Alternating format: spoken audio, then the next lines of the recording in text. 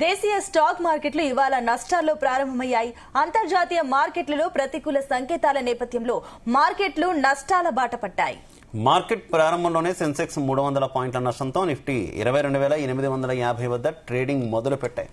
ఇక HDFC bank, ITC, M&M వంటి ప్రధాన షేర్లలో అమ్మకాలు స్టాక్ ఇండెక్స్లపై ఒత్తిడిని పెంచాయి.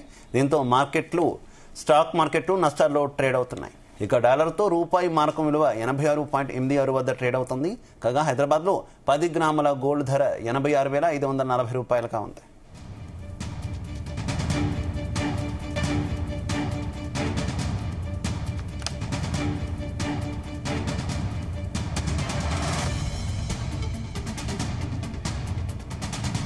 రైట్, ఇక దీనికి సంబంధించి మరిన్ని డీటెయిల్స్ మా కరెస్పాండెంట్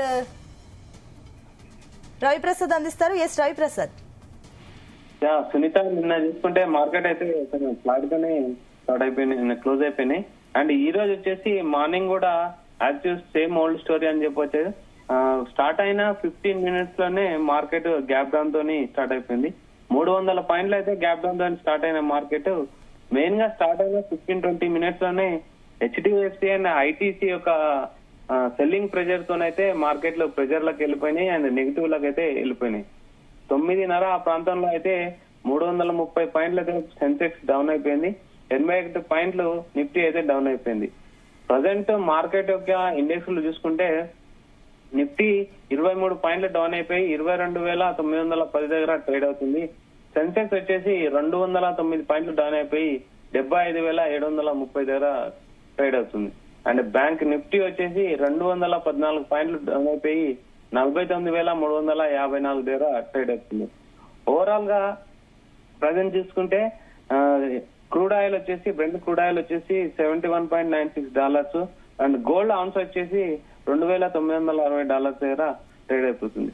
ప్రజెంట్ చూసుకుంటే అన్ని సెక్టార్లు కూడా మాక్సిమం రెడ్ లైన్ లోనే ఉన్నాయని చెప్పాలి. ముఖ్యంగా ఎఫ్ఎంసీజీ సెక్టార్ అయితే 52 వీక్స్ లోకి అయితే వెళ్ళిపోయింది. టోటల్ నిఫ్టీలో అన్ని ఇండెక్స్ అయితే రెడ్ లోనే ఉన్నాయని చెప్పాలి.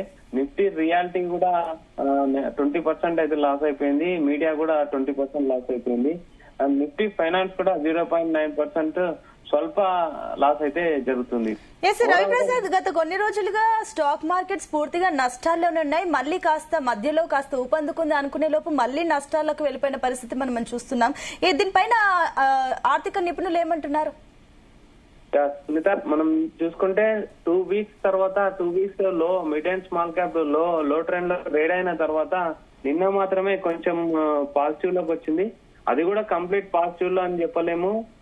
మిడ్ అండ్ స్మాల్ క్యాప్స్ అయితే 2-3% అయితే కంప్లీట్ డౌన్ ట్రెండ్ లో అయితే ట్రేడ్ అవుతున్నాయి.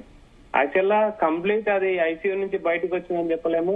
కాకపోతే వెంటిలేటర్ నుంచి మిడ్ అండ్ స్మాల్ క్యాప్ లో అయితే బయటకు వచ్చినాయని చెప్పొచ్చు. ఓవరాల్ గా నిన్న ట్రంప్ కూడా ఫార్మాకి సంబంధించింది అయితే చాలా వీక్ ప్రజెంట్. ఎప్పుడైనా మార్కెట్ డౌన్ లో ఉన్నప్పుడు ఫార్మాక్స్ అండ్ ఐటీ అయితే స్టాక్ మార్కెట్ ని ఆదుకుంటుందని అంటారు. కాకపోతే ఫార్మా కూడా కంప్లీట్ డౌన్ అయిపోయింది. మెయిన్ గా మనం జనరిక్ సంబంధించిన మెడిసిన్ యుఎస్ కి ఎక్స్పోర్ట్ చేస్తాము. దాని మీద అంటే సెమీ కండక్టర్స్ ఇన్ఫ్రాస్ట్రక్చర్ లో యూజ్ చేస్తే సెమీ కండక్టర్ లో కూడా 25% టారిఫ్ వేస్తారని ఒక న్యూస్ రావడంతో కంప్లీట్ ఫార్మాకి సంబంధించిన అన్ని కంపెనీలు అయితే డౌన్ ట్రెండ్ లోకి వెళ్ళిపోయినాయని చెప్పాలి. రెడ్డీస్ అండ్ నాట్కో, జైడస్, అరబిందో, సన్ ఫార్మా అన్ని 2% దాకా పడిపోయినాయి. ఏప్రిల్ 2 కు ఫార్మాకి సంబంధించిన టారిఫ్ మీద ఒక రిజల్ట్ ఒక అభిప్రాయం అయితే వ్యక్తపరుస్తామని అయితే చెప్తున్నారు. దాంతో ఏప్రిల్ 2 వరకు అయితే ఫార్మా మీద కొంచెం వాలటాలిటీగానే ఉండొచ్చని చెప్పొచ్చు.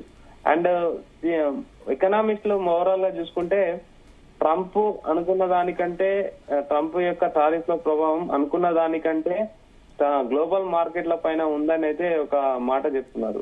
ప్రజెంట్ బిఎస్సి లో చూసుకుంటే 12 సెక్టార్లలో 12 సెక్టార్లు డౌన్ అయిపోయినాయి. 6 సెక్టార్లు మాత్రమే అప్ ట్రెండ్ లో ఉన్నాయి. మనం ఓవరాల్ గా నిఫ్టీ లెవెల్స్ చూసుకుంటే 22,800 లెవెల్ ఏదైతే ఉందో అది కంప్లీట్ చాలా రోజుల నుంచి అదే నేమ్ వినిపిస్తుంది మనకు. 22,800 అనే లెవెలే అక్కడే దాన్ని కొంచెం బ్రీచ్ గా కనిపిస్తుంది. టెక్నికల్ గా చూసుకుంటే 23,000 అనేది బ్రేక్అవుట్ పాయింట్.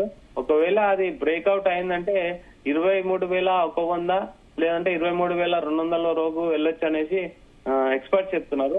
ఒకవేళ 22,800 డౌన్ ట్రెండ్ లోకి ట్రెండ్ అయిందంటే మాత్రం 22,725, 22,650 లెవెల్స్ రీచ్ అయ్యే అవకాశం ఉందనే చెప్తున్నారు. ఓవరాల్ గా మార్కెట్ అయితే ప్రజెంట్ అనుకున్నంత మంచిగా అయితే లేదు. నిన్న ఒక పాజిటివ్ లిక్ మిడ్ అండ్ స్మాల్ క్యాప్ లోకి అయితే వచ్చింది, కానీ ఇన్వెస్టర్లకు అయితే ఎలాంటి నమ్మకం కలిగించలేకపోయాయని అయితే చెప్తున్నారు. Right Ravi Prasad, thank you.